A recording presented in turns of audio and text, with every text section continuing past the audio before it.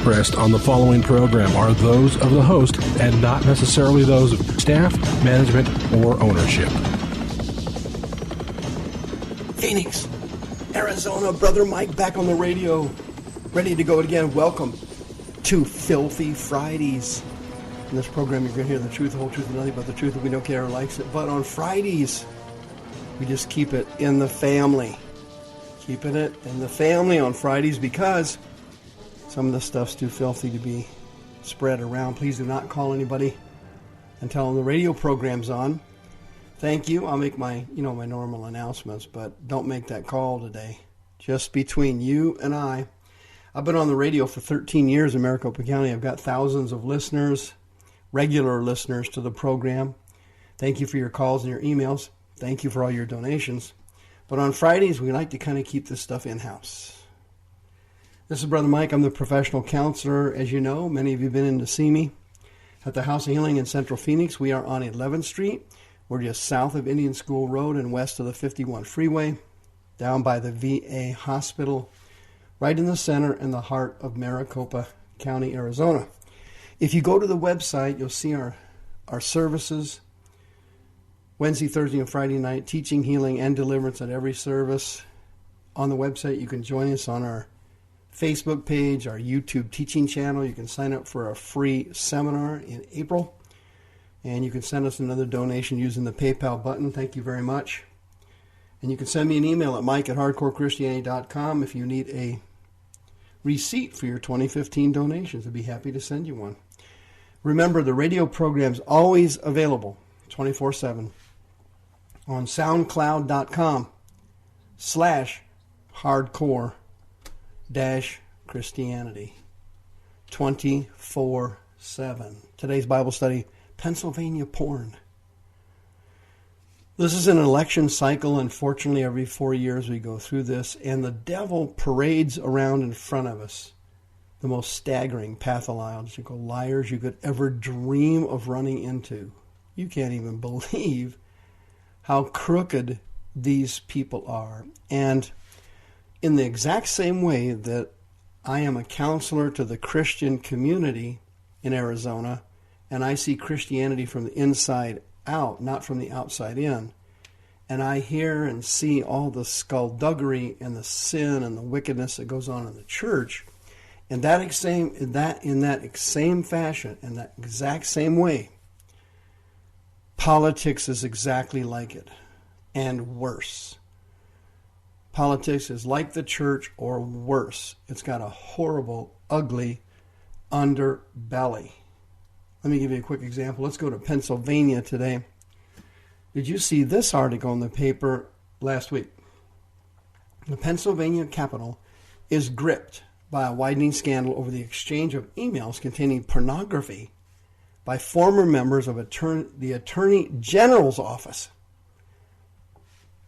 Governor Tom Corbett was Attorney General when the emails were exchanged by members of his staff, forcing him to defend his management as he campaigns for a second term.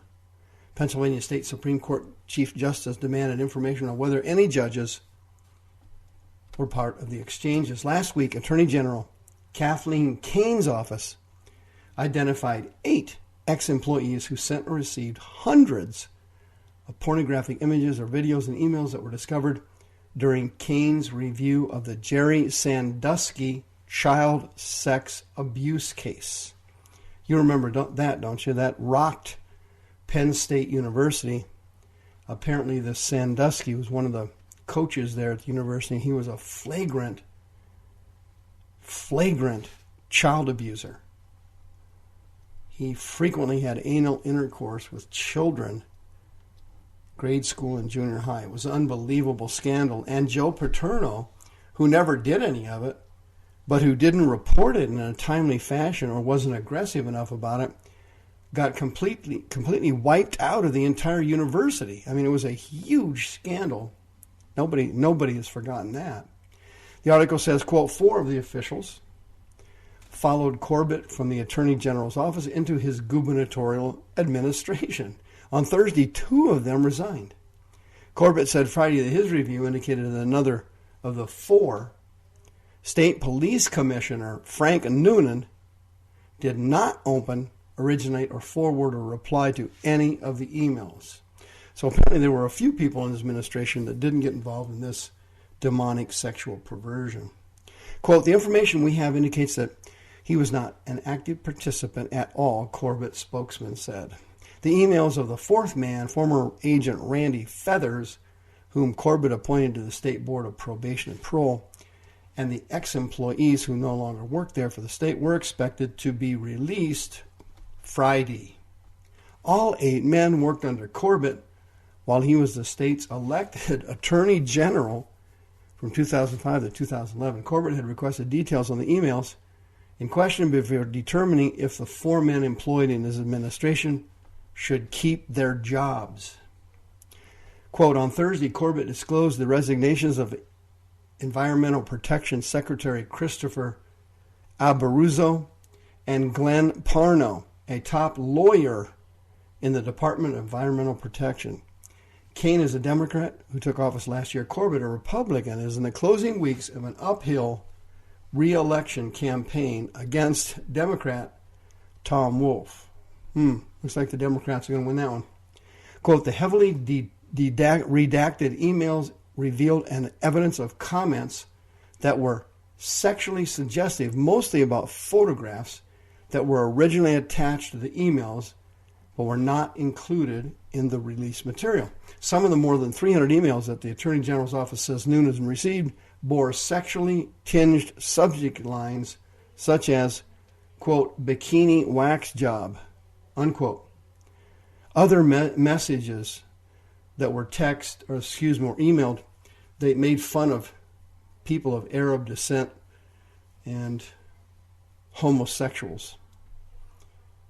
And the article goes on to say that sex addiction was suspected. Really? Well, listen, as a professional counselor, I've had many Christians come to me for healing and deliverance who were, in fact, sex addicts. And the way this system works is that once a person becomes addicted to sensuality, they will lay anything and everything on the line. Their careers, their families, their reputations, money, anything. Sexual addiction is a powerful, horrible, demonic sin. And it's caused by unclean spirits that enter the person's body and hyperventilate their sexual desires. But before they become a sex addict, you've got to look into their background when you're treating them. Let me give you some information about sexual addiction and kind of how I treat them and how I see the Lord heal them. The first thing you have to do is find the roots of it, because the actual behavior, watching porn, is actually not the problem. It's not the problem. It's a symptom of the problem, but it's not the problem. You can usually trail sexual addiction back to wounds and pains in childhood, and usually related to rejection and loneliness and this deep-seated desire to be loved. A lot of sex addicts, as adults, did not receive the proper love, affection, and nurturing from their parents when they were young, or many of them were abandoned through divorce or death or some other consequence that caused them to lose their family member or one of their parents. But sex addiction is kind of a substitute for these needs. The need to be loved, the need to not be alone.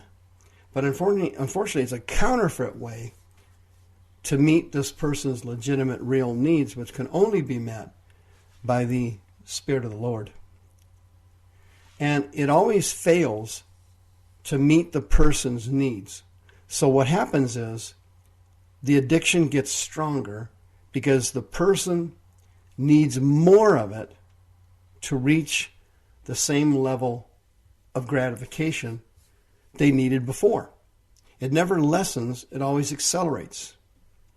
And that's how they get caught in this horrible web of being sexually addicted, like a lot of these people that work in the Pennsylvania legislature. It's usually caused in childhood when there's not proper love and security given to a child, they have this deep-seated sense of insecurity and this deep sense that they don't belong or they've been rejected. And when a person is not able to have real intimacy with another person, there lies the seed of using a substitute. And the person substitutes what they lost as a child into this fantasy world of sensuality. And they develop sexual compulsions which compensate for these deep-seated losses. And this deep-seated sense that not even God unconditionally loves them, which of course is not true.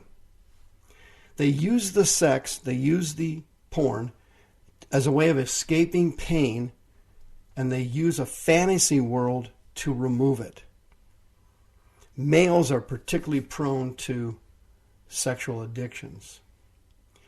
And when males are insecure and they have low self-esteem, they feel powerless around women, and they have a very hard time relating to them emotionally. So the only way they can relate to them is sexual. And in their fantasies, what they do, they act out controlling women, and they use them as objects for their sensuality and their lack of self-esteem and their lack of genuine reception of love. They feel superior to women. They feel in control of women because of their deep-seated fear of women. They use pornography to compensate for it. And in many cases, when men hate women, that's the result there. The result there is masochism. Masochistic sex, where you degrade the women in pornography and you dominate them, you beat on them, you urinate on them, you trash them, you strap them, you beat them down.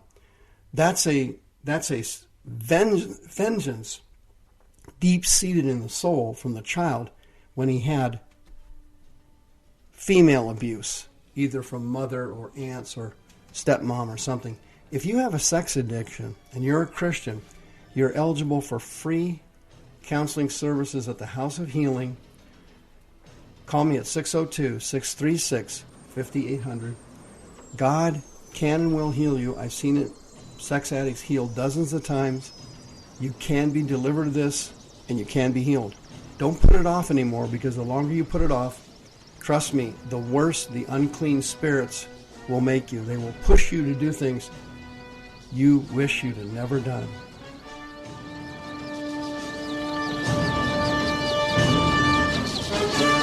The views expressed on the preceding program are those of the host and not necessarily those of staff, management, or ownership. This program has been sponsored by Michael W. Smith.